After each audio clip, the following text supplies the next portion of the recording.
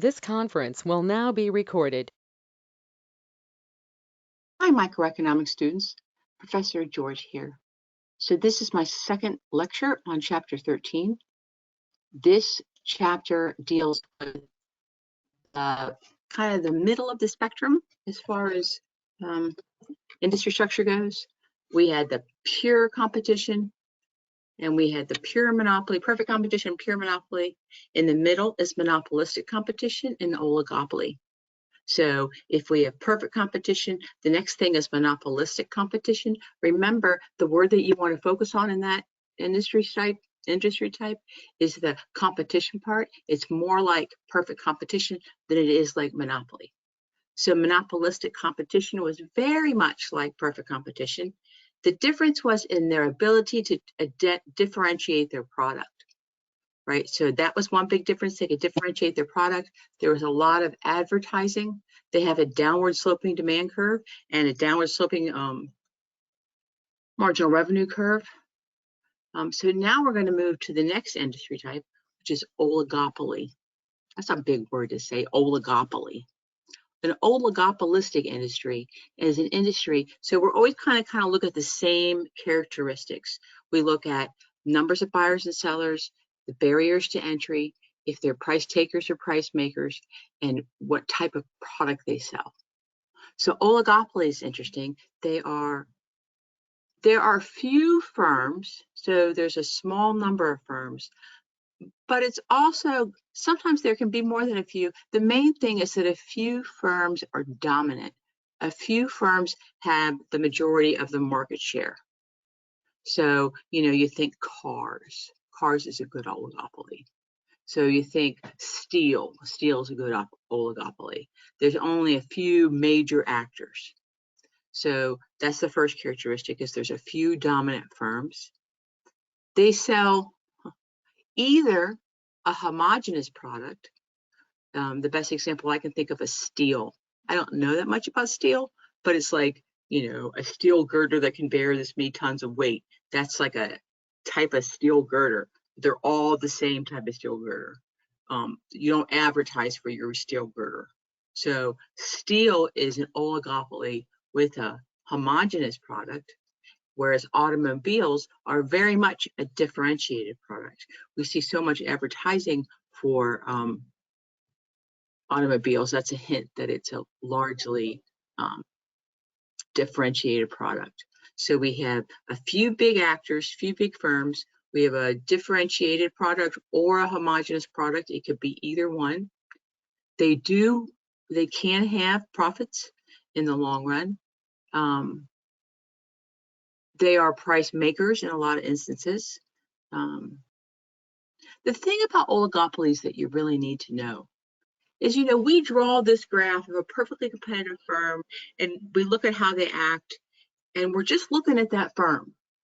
We draw a graph of a monopolistically competitive firm. We're looking at their demand curves and their average cost curves, and they're just making, it's kind of like they're in isolation making that choice. Same thing with monopoly. We draw the monopoly cost curves. Oligopolies, we do not have one single graph about where they produce, how they set the price, because this is the big part, is they're interdependent. So what you do, Mr. Firm over here, is going to affect me. So I can't just make my decision based on my cost curves. I have to make my decision based on what I think you were going to do. So when we go through the PowerPoints here in just a couple of seconds, you'll see that there is no theory of how oligopolistic firms behave. There's several theories. And it's kind of like it's like they act, and then we make a theory to try to explain why they acted that way. Whereas it's different for the other three industry types. We're trying to come up with a theory.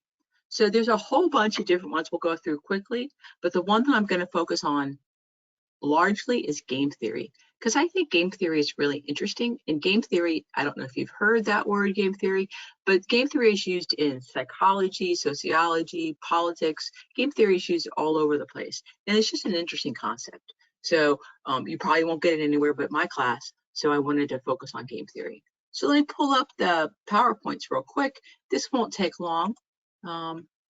Famous last words, right? Pull up my PowerPoints real quick. Let's see, where are they? Okay, so oligopolies, the market dominated by a few sellers. They have the ability to influence the price. The firms produce either identical, think steel, or differentiated, think autos. There you go. They have steel plates and breakfast cereals. That's good. Some oligopolies, like I said a minute ago, might also include lots of small firms, but what matters is the big firms that are in kind of control. They seek to provide features. So sometimes that you don't want to be in a price war. That's a big thing. So, banks, when I was looking for my last bank, I was looking for somebody who was open on Saturdays.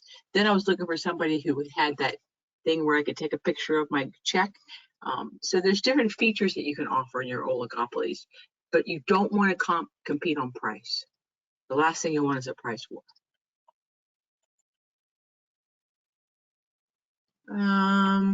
So there again, the big thing here is that what I do as a big firm is going to affect your firm's decision making. So it makes our analysis very complicated. There's no unambiguous conclusion about resource allocation. That's always one of the questions we ask. Is it an efficient allocation of our resources? Well, pure monopoly was not. Perfect competition was. And if you remember about the excess capacity theorem in monopolistic competition, would suggest that they're not efficient allocation, resource allocation. Oligopolies, it's hard to say. So we call them a shopping list of models because there's different industries follow different ways of looking at it. So here's some of the ways that oligopolists deal with determining their P and Q. They're just ignoring their independence and they just try to profit maximize and hope that it will all work out. Strategic interaction, they realize that their decisions are interdependent. You're going to always be looking to see what your rival's going to be doing. You have to have a strategy. It's strictly illegal to collude.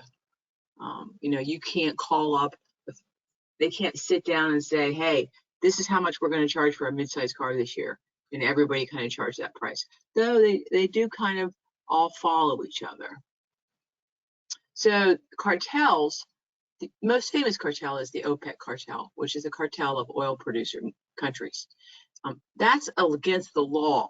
You can't really, in our country, you can't really have cartels. But they have kind of de facto ones sometimes where people talk behind the door and try to come up with some general guidelines about pricing. The thing about cartels, when I think cartels, I think about Robert De Niro breaking somebody's legs. Cartels are hard to form. They're hard to keep together. It's hard not to get people from cheating. Cartels are probably worse than monopolies. Cartels, the goal of cartels is if we can bring together all of the main firms, then we can act as if we are a monopoly. Act as if, but they don't get the gains of economies of scale, right? So like a natural monopoly, you could produce a huge amount and it's not so bad because you're getting lowest cost. Cartels don't have that advantage. I always think of, the cocaine, not that I know much about them, I just know from the movies, the cartels that strong arm people, try to get them to behave in a certain way. It's hard to keep those going. Tacit collusion. Tacit collusion means we are not allowed to collude, but we're going to all kind of agree on something. So it's slightly underhanded. Or price leadership. you know, they have great big, huge conferences every year for the automobile makers, or the big conferences for the shoe apparel. They'll have big conferences, and you know, they will tacitly collude. You know, they will say, hey, you know, how much are you charging for your baseline price or whatever.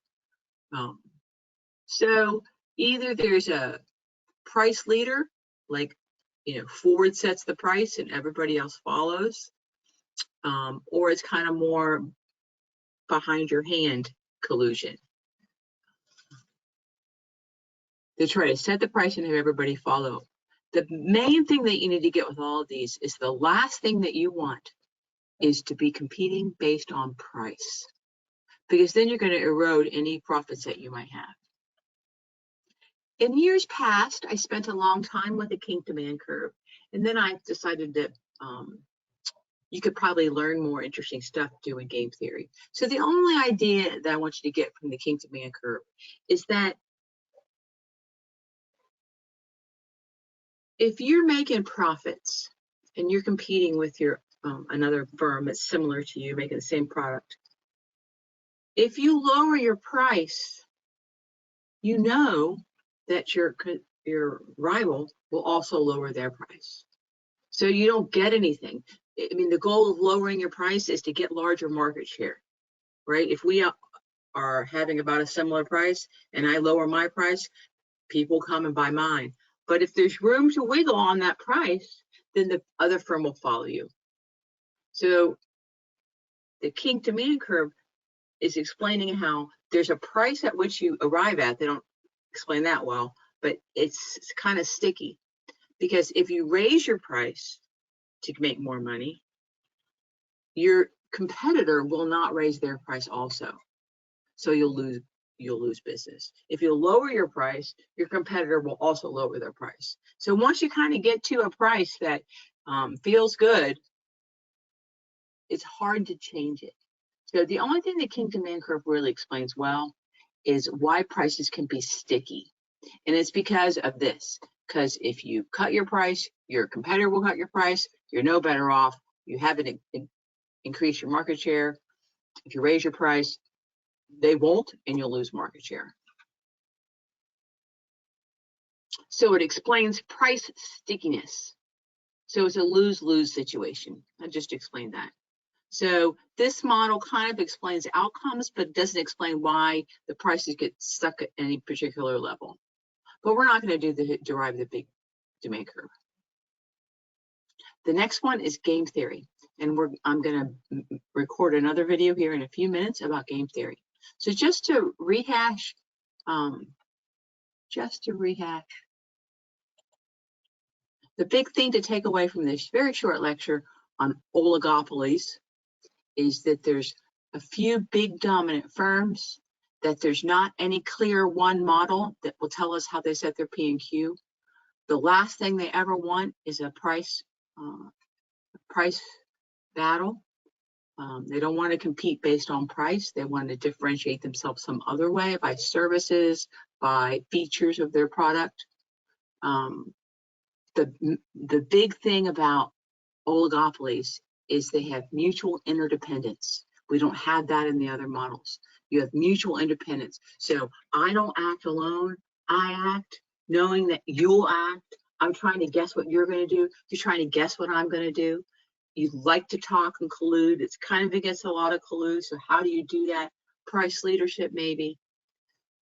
So this is oligopolies. A huge amount of industries in the United States right now have an oligopolistic structure, or a monopolistically competitive structure. These chapters are the bulk of companies in America.